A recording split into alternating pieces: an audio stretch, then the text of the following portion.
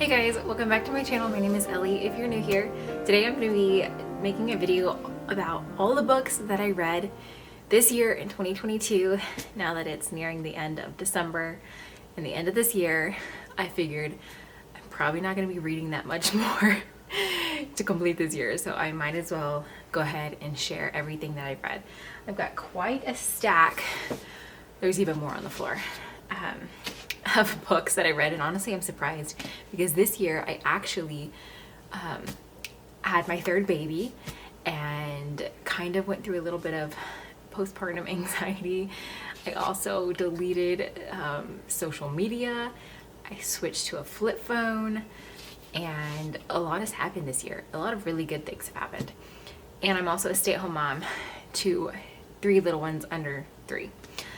So I don't know how I found the time to read, but the spare moments, either during nap times or with not having a smartphone anymore, all the scrolling time that I used to have, I just started reading. All the boredom I felt after switching to a flip phone, I started reading, and I have reading material all over my house for moments where I could just grab a book and read if I am either nursing or just trying to have a quiet moment of the day.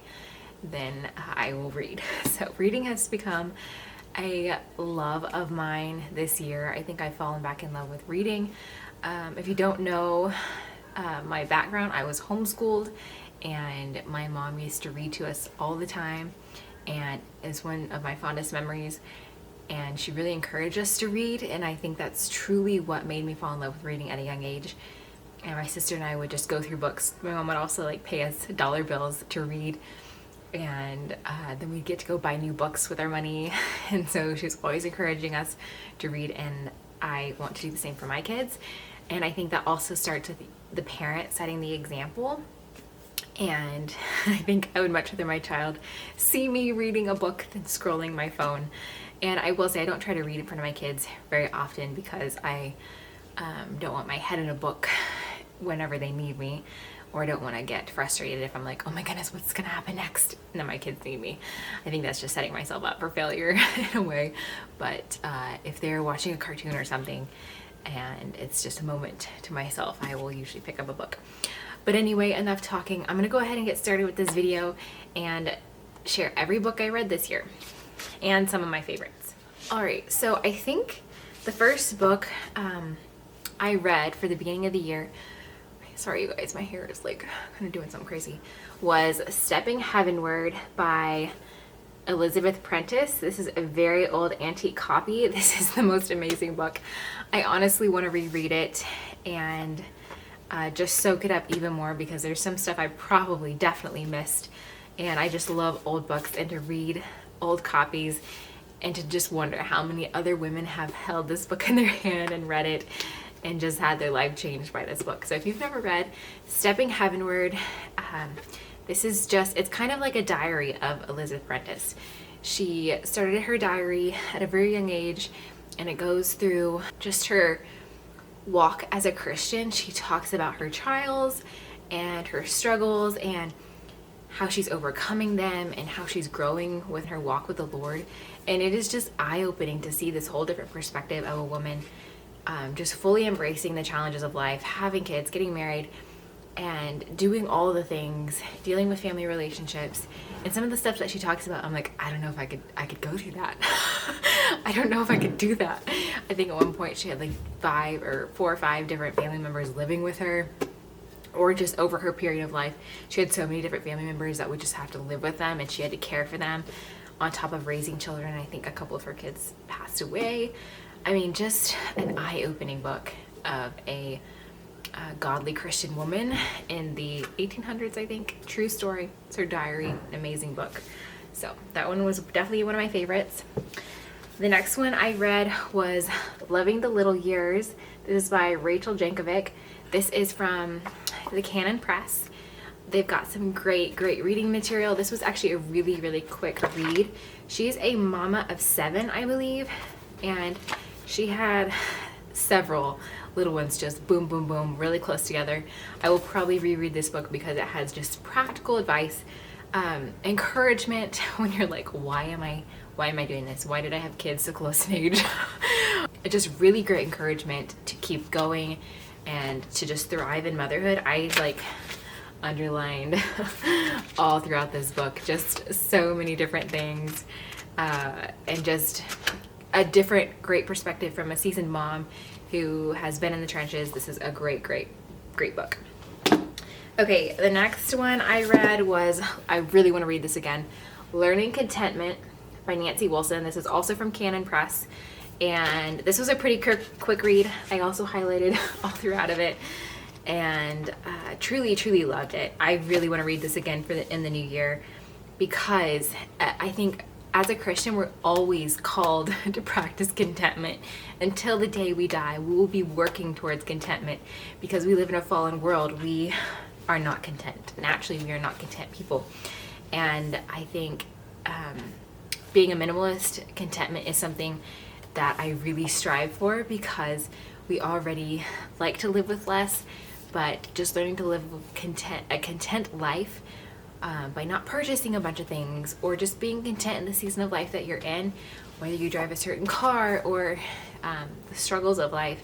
I know that is even hard to think about, because sometimes we have hard circumstances and we're like, what's going to happen next? And learning to be content is such a hard thing.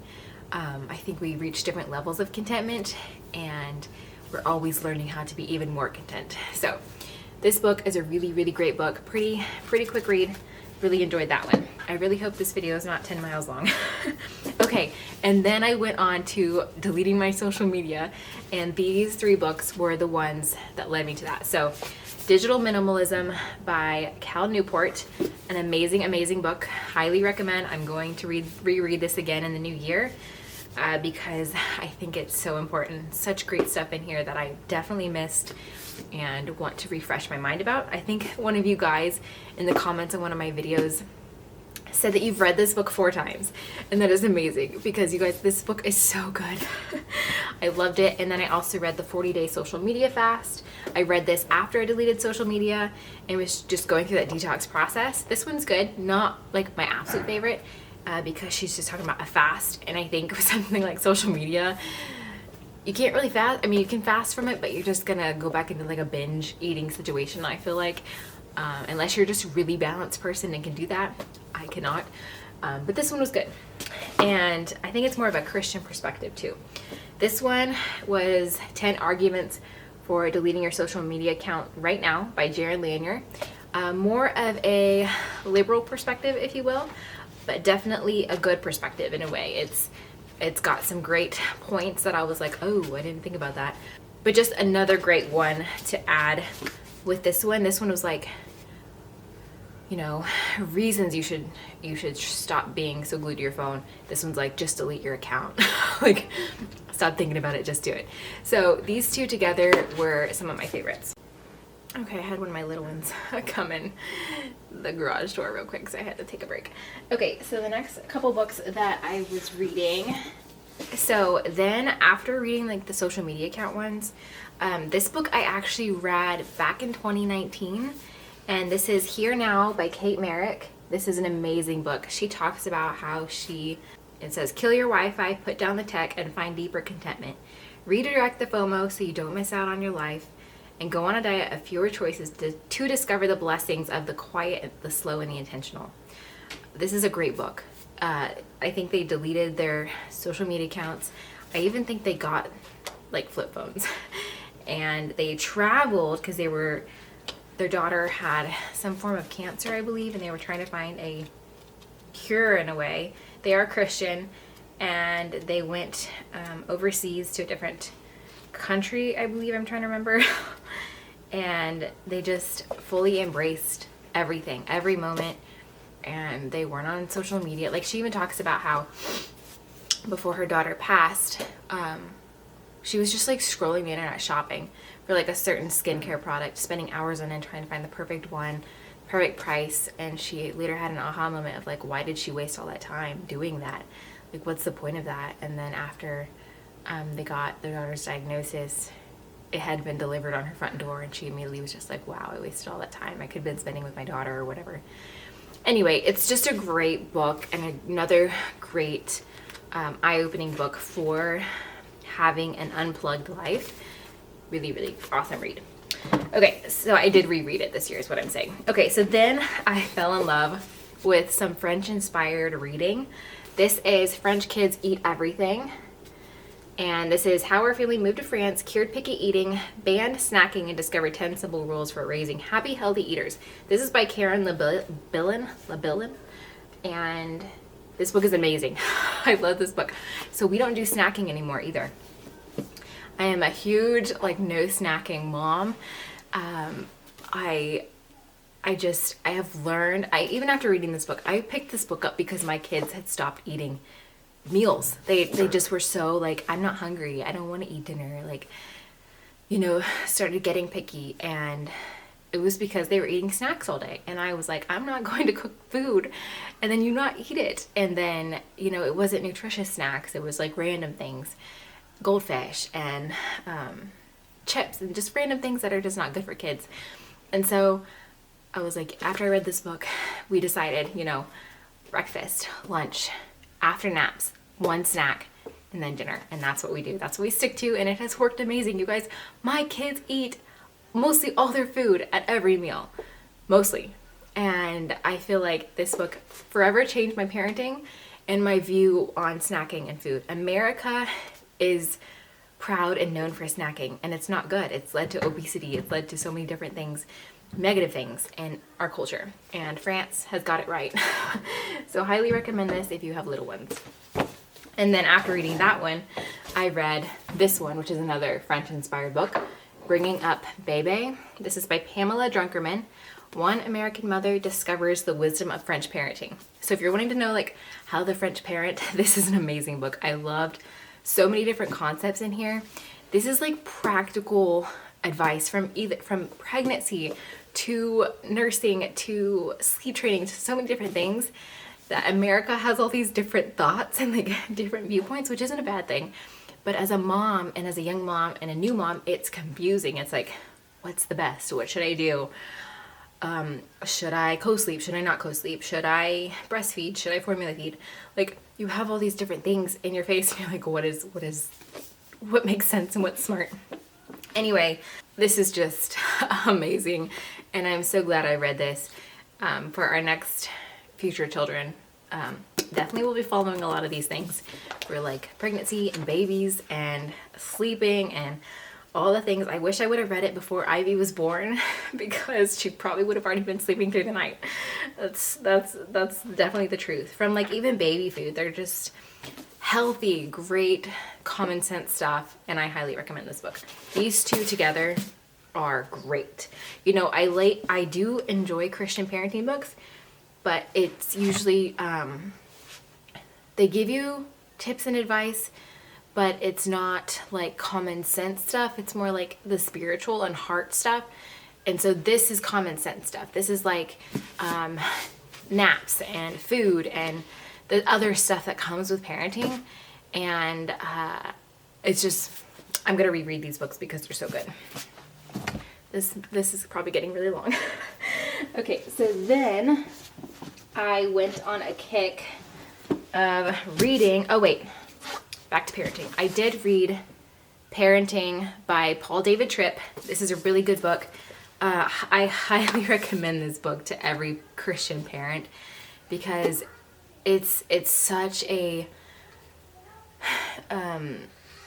different perspective. I mean, it's mercy, it's grace, it's how to have those things with your children, but also like how not to raise your kid to be the amazing college graduate or amazing ballerina or lawyer or this person you want them to be, because you can't make your child who you want them to be. They will grow up to be who God wants them to be. And it's parenting with Christ at the center, not your own wishes at the center, not wanting them to be this ideal person in your head and raising them that way. It's a total different way. So this was a really good book. Okay, so then I went on to this whole fiction kick, which I've never been in until this year. and I read so many different World War II historical fiction novels based on true events. I've learned a lot of things about World War II from reading these books, things I had no idea happened or even like that was even part of it, because when you're learning history, it's just like, you know, what's in that history book, you know? And so that's why I think having a active reading life is so important, even if it is a fiction book, because a lot of these authors do so much research whenever they write these books. And that was the case with many of these. So I fell in love with, did I forget a book? No, I think that's right. Martha Hall Kelly. She is an amazing author, you guys, like page turners. She has a couple other books that she's written, but Lilac Girls was one of my favorites, and then I read Lost Roses. These two, okay, so this one is 1900, and this is more of like World War II. So both of these, so First World War, right? Yeah, when Austria declared war on Serbia and Russia. I think that's the First World War. So yeah, these two are really, really great. I loved these. Martha Hall Kelly is one of my favorite authors. And then my Grammy also read these and she said she loved them. She said they're really good to listen to on tape. There are some things in here I wouldn't recommend teenage girls reading these, because there's some graphic things in here that even I as an adult was like, oh, I must skim over that, because I mean, these things did happen back then, but it's hard to face the truth sometimes when it's graphic. It's like, oh wow. But really, really great books. Okay, then I read Kristen Hanna's The Nightingale. Ugh, I loved this book, you guys. Really thick book. It took me a bit to get through this, but I think I finished it in maybe 2 weeks. This book was amazing, and I think they're coming out with a movie in the new year. She did so much research on this book, so much research. I've watched a couple of YouTube video interviews of her. So this book, literally, I mean, just things that happened in France, and just, there were certain things in here that I had no idea even happened during the war, and oh, wow, this is a page turner. You get so attached to the characters and the women that she's telling their stories, and like switching back and forth from, I think it's a couple, like 2 of them are sisters and then one's her neighbor, but I mean, wow. I don't want to give too much away because it is such a good book, but truly, truly loved this one. I think this was by far one of my favorites I read this year. And then I read The Alice Network by Kate Quinn, and this is one of Reese's book club books. I think this was one of her first ones that she did. And this one was good. It took a bit to get into, but once you get into it, it is good. There's some parts in here I didn't care for. Great historical fiction novel. Okay, and then I read All the Light We Cannot See by Anthony Doerr. And let's see if it's going. I took the cover off. This one was slow to get into, and it's a long read. This one took me about 2 months. When I did Vlogtober, you guys saw that I was reading it. I don't think I finished this book until end of November, because it was just, for a while it took me a second to get back into it, but I kept going and I finished it. Towards the end it gets really, really good and you just want to keep reading, and then you finish the book. But I did enjoy it. It's a good historical fiction book. And then on to other books. I did read this one, I think in the summertime. My sister and I read this one together. It Ends With Us by Colleen Hoover. This is a great book to give you a different perspective on abusive relationships, physically abusive relationships, and just a whole different dynamic of what it can look like. And it definitely gave me some things to think about of why people do this kind of stuff. There was some hard things to read in here. This book was like, woo, some stuff I wish I wouldn't have read, but it was a good book. It was a page turner. I did buy the second one that came out in October. I haven't had the chance to read it yet because my sister and I want to read that one together. My sister actually just got her master's degree, so congrats, Emma. So she's been busy studying and working towards that. So when she gets done, we are going to read the second one together. But this one was good. I actually recommended it to a couple of my friends, and they said they really enjoyed it too. So I did enjoy that one. Okay, so that's everything. Oh, this one. I did finish this one, Amusing Ourselves to Death by Neil Postman. I talk a lot about this book in my Getting a Dumb Phone video. This was written in like 70s or 80s, and it's about television and why television is a negative thing for our society, and just a whole different perspective on technology and the coming of technology then, and then it relates so much to what we're dealing with now, if not more. It's so relevant and so current, which is crazy that he wrote this way back then. But I highly recommend this book to everyone because it is eye-opening. I mean, I've highlighted it, underlined, and just had so many deep conversations with my husband about these kind of topics, about phones, about technology. And I don't know, just my mind was just rolling when I read this book because I just couldn't stop thinking about all the different concepts. And yes, they are his opinions, but I think they're very relevant. I think they're very true. And some things I wasn't quite an 100% agreement on, but a lot of it I really enjoyed. Okay, 2 books that I'm going to finish before the end of the year. My Advent book, which is The Greatest Gift by Anne Voskamp. This book, is it going to focus? My phone is like, my camera is like being. The Greatest Gift by Anne Voskamp. I took the cover off. This book is definitely one that I've been enjoying reading throughout Advent and having my focus be on Christ's birth and reflecting on that. I've really been enjoying that one. And then I'm also reading another historical World War II novel. This is by Kristen Harmel, When We Meet Again. My Grammy loaned this to me, and she loaned me several by Kristen. And I have so far been enjoying her writing style, and I'm pretty close to finishing this book because I haven't been able to put it down, but definitely been enjoying this one. So anyway, this video is probably going to be a really long one, but I read a lot of books this year, and I'm interested to see how many books I will read next year, Lord willing, if I have time to do that. So, because we have a lot of things changing in the coming year. So I hope you guys enjoyed this video. And if you have read any great books this year, comment your 5 favorite ones down below so then I can check them out and add them to my reading list. I'm always looking for new books to read, whether it's on like social media or historical fiction or just a good Christian book that just a good book to help me in my walk with the Lord, or parenting, areas that I'm always wanting to grow in and learn more about from seasoned parents or seasoned people.